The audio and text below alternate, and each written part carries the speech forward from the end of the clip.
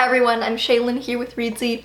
Today we've got our second part in our series on sci-fi. So in our last video we just talked about how to write sci-fi. Such a cool genre. And today we're going to be following up with our video on sci-fi tropes. So as we've done in the past with other genres, I've got 5 sci-fi tropes, 2 to avoid, 1 to tread carefully with, and 2 to embrace in your writing. But as always with tropes, I think it's worth saying that tropes are greatly a matter of preference. What I love you might hate, what you hate I might love. It's all quite subjective, so don't take any of this as the law. So let's get started with 2 tropes to maybe avoid. These aren't my favorite tropes. The reason that I dislike these 2 tropes in particular is because I find that they're kind of just like weak writing. They feel like shortcuts and they lack imagination. Doesn't mean that they can never work, but I think that in some cases these tropes have become kind of like sci-fi defaults when they actually kind of impede the creativity of the work. And the first one is aliens who look just like humans, just a tiny little bit different. I think this has greatly arisen from the fact that in classic pieces of science fiction like Star Trek and Star Wars, we were hiring human actors to make them, and so they were gonna look kind of human in a lot of cases. But I feel like it's very common for aliens to basically look like humans but just with like different ears or something. As an author, you're not limited by CGI or what makeup can do. So I would say don't get lazy with creating your aliens. It seems kind of weird that so many aliens in sci-fi seem to basically just be humans.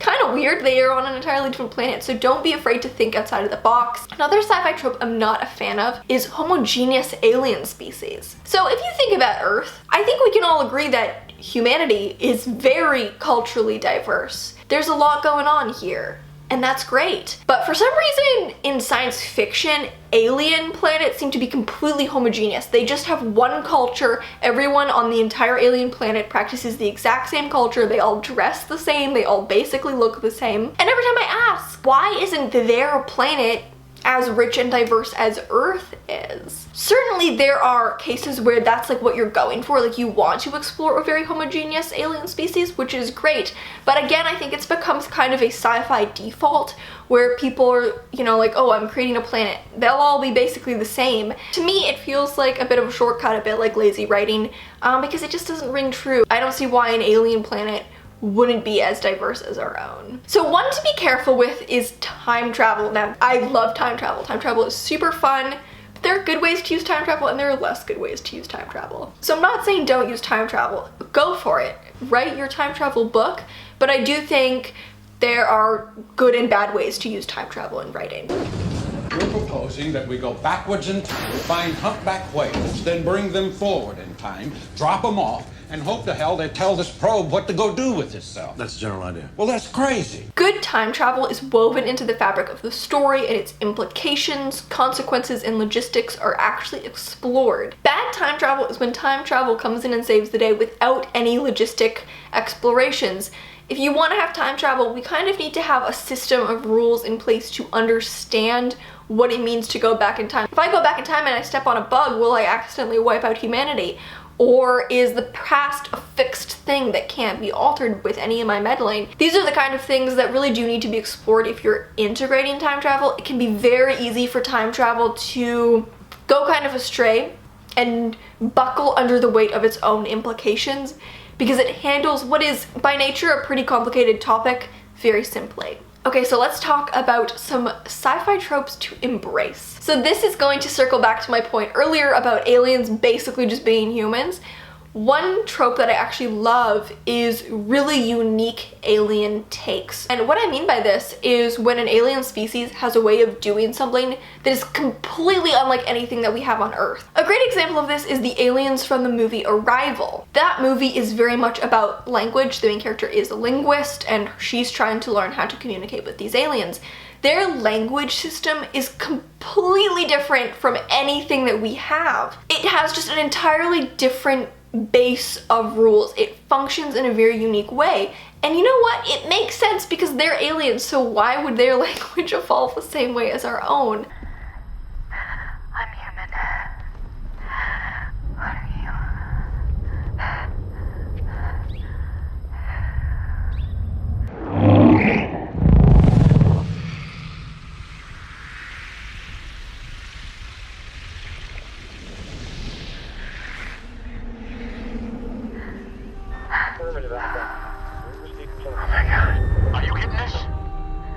Jets uploading back to base camp.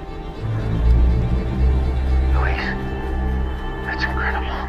So if you can find an entirely new way of looking at a concept, go for it. You know, this could be a technology that's unlike anything we've ever seen. It could even be like a sense of morality that's unlike anything that we have, you know? If they have an entirely different way of thinking or conceptualizing morality, and I think it's a great flip side to aliens who are basically humans that doesn't give you that much to explore, this can really ask some very interesting questions. And the final trope I wanted to talk about is the limits of technology. Much like in how fantasy, the limits of a magic system are often what make it most interesting, in sci-fi, the limits of technology are often what make it most interesting. That's because if the tech can do anything, I mean, cool, but it can easily lead to Deus Ex Machina, and it doesn't really give the characters any room to be intelligent on their own and solve problems on their own. But if we know the limits of technology and the characters have to use their own intelligence to work around that, it's so much more satisfying. So oftentimes exploring the limits of technology, putting those limits on technology, and then exploring what happens when those limits come into play and the characters have to find a way to think around it or even use the limit of something as the thing that saves the day in the end is often so much more compelling. So those are 5 sci-fi tropes, some that maybe you want to avoid, some that maybe you want to embrace. Really, it's up to you. I would love to hear what your favorite sci-fi tropes are. This was a very interesting one for me to script because I was reading all these articles on sci-fi tropes, and normally I feel like it's a bit more clear-cut when I'm researching these tropes videos, come across some where I'm like, yeah, that's a bad trope, people typically don't like that one, or I come across one that is typically pretty well loved. With this one, there were so many tropes and I was just like, I like all of these. If you do have any sci-fi tropes you really hate, I would also love to hear about those. Thank you so much for watching. Remember to subscribe and turn on notifications so you don't miss any new videos from us. We've got new writing, editing, and publishing tips every Tuesday and Friday. Until next time, bye.